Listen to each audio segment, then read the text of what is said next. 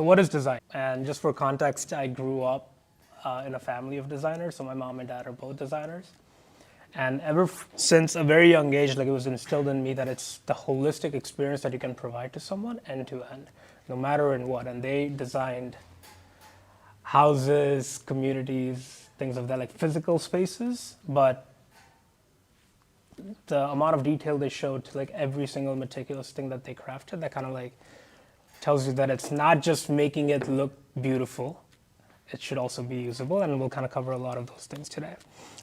So this is what you can boil it down to in many ways, right? The best designs are 1, useful, 2, usable, and 3, beautiful, right? And there's weightage associated to each of them, but by itself, it's kind of like it's still incomplete, right? You can have a design that's just useful, but hey, maybe it's not that usable.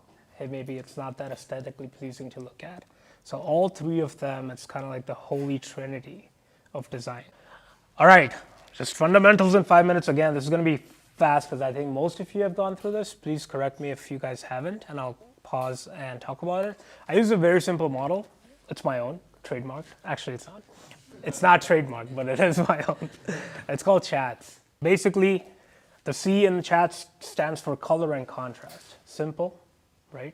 And again, this is like more, you have a useful and usable design, let's just make it aesthetic, just follow this framework to make it that. Color contrast, what does that mean? Who likes this? Why? Contrast. It's hard to read, right? How about this? It's just ugly. So one thing that I've observed is like with our like we're so internet native that, you know, like a lot of people ask me, Stavan, how do you develop the design eye? Where I think so many of us are spending so much time like consuming content, like we all have a pretty good fine tuning on what looks good versus what is shit, right? So it's like just be intentional, and anytime you come across like a good piece of content that's like catching it, it's like stopping your scroll. Obviously there's a lot that goes into it, but just take like a moment of like self-reflection as to like what it is about that actually got you hooked, and then continue on your journey of like doom scrolling. But like that moment, like do not rob yourself from that moment of self-reflection. All right, so in this, both the color and contrast is fucked. In this, the color is okay, the contrast is what's the main issue. So we can just quickly fix that, right? Just like upping the contrast. And this is a whole lot better than this, right? So it's like, and then you can like really play around with it. You can kind of like increase contrast, and then you have a pretty good palette to like fuck with. Cool. All right, H, hierarchy. Super simple. Read this. Yeah, so it's like if there's no obvious like guidance for direction, the viewer is going to go top to bottom, and in most cases left to right. Right? In Arabic countries, it's right to left. So simple to fix. Just make it like it's as if like you're feeding a baby, like, you know, like mushed carrots. Like, all right, read this one first and then read the rest. And they'll be like, I bet I'm gonna do that. Make sense? Super simple? All right, A is alignment. Just align your shit, super straightforward. This is a bad example of it, obviously. You guys can all look at it as like, yo, trash, bro. Even though this is meeting all the color, all the contrast, all the hierarchy, shit's just not aligned. So, simple, align it.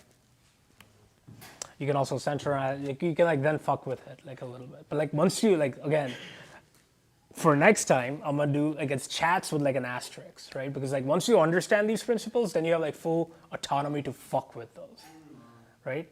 But it's like if you don't understand those fundamentals, then it's like you're just like throwing stuff at the wall and seeing what sticks. Cool, makes sense. T is typography.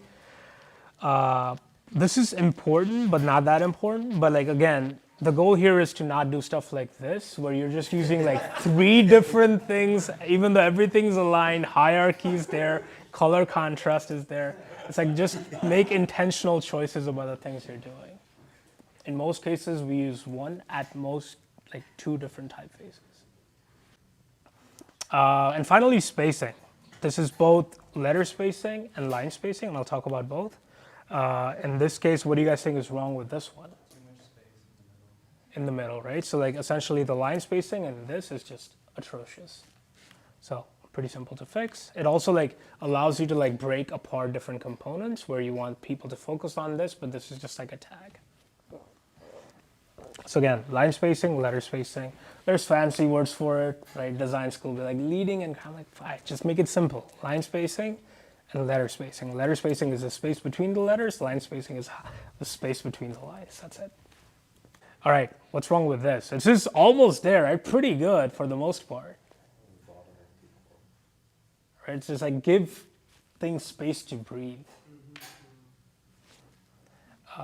This is too much space to breathe. That is cool. Right? But again, just like be intentional about it. And finally, just try to be consistent because you want people to like associate whatever your art is to you. All right, so now going back to Luke's question, which is the art of design. How do you actually kind of like go through this process? So we'll start off with the video that you guys just saw this week, right? And for the YouTube audience that's watching, we'll kind of pin it, I think, right there, where it all started with that. Like this is essentially like how my desk oftentimes looks, but more importantly, it's like, hey, just what does it even actually kind of like feel like, right? Like what's the video, what's the emotions that I'm trying to get out of it? And how do we make it so that the video at the end like leaves them through this like emotional journey, but like gives them the fact that, yo, fuck dude, I want to try this like now. Right? And essentially from there we kind of like go and build out more of it, but like that pane right there, and you guys can maybe take some time to you can see the entirety of it like mapped out, and that was last Sunday, I believe. As soon as we had this is like the promo that we're doing, we did most of it in just 1 week, where I kind of just started drawing. I had Josh with me, Alex was there as well, and be like, okay, this is kind of like the concept that I'm thinking, where we tie back some people from our community, some videos that have already been kind of like shipped by you guys, and kind of show them and walk them through a process, like a use case of what it would be like to use our product. So from there, it essentially kind of like goes into this part where I'm just like mapping out the entire like a really rough script. If you like zoom in here, like it's still really, really rough because I'm still figuring out, okay, what elements can I add? What elements do I need to delete? Right? And once I have that, I just either go to Josh and be like, okay, Josh, this is where I think it's going. How does it feel? And from there, start off with what I think the video needs to have, and then essentially then go into, hey, how's it going? Right? And this script is not even the final one, but it's like it gives the team a really, really good feel of how it's going to flow from one thing to the next to the next. Also, loading and animations, right? It's in the finals. So we have a video now with, again, Mylene's voice and Alex's voice. It's like, okay, we need to make it feel fresh, right? So that's where we're like, okay, cool. What kind of different animation things can we do, right? So we wanted like relatively bubbly animation. Josh's friend helped us out, but even to get it started, I was like, okay, I can spend maybe 10 hours in Adobe After Effects, and so can Josh, but is that the best use of the time? I'm like, no. What's the tool that's familiar with me that I'm just like fucking good at? Framer. I just started and I created this, buildspace.so/loading. I was like, what do you guys think? Right? And it's like, okay, we send that to Josh's friend and be like, okay, yo, fuck, like take this and start like from here. And then he used his artistic touch. But again, I'm not like, always trying to cut my time the shortest.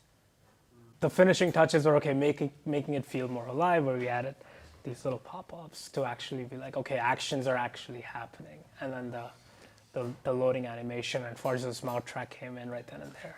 Clutch. So that's kind of like the art of the process. Does that make sense?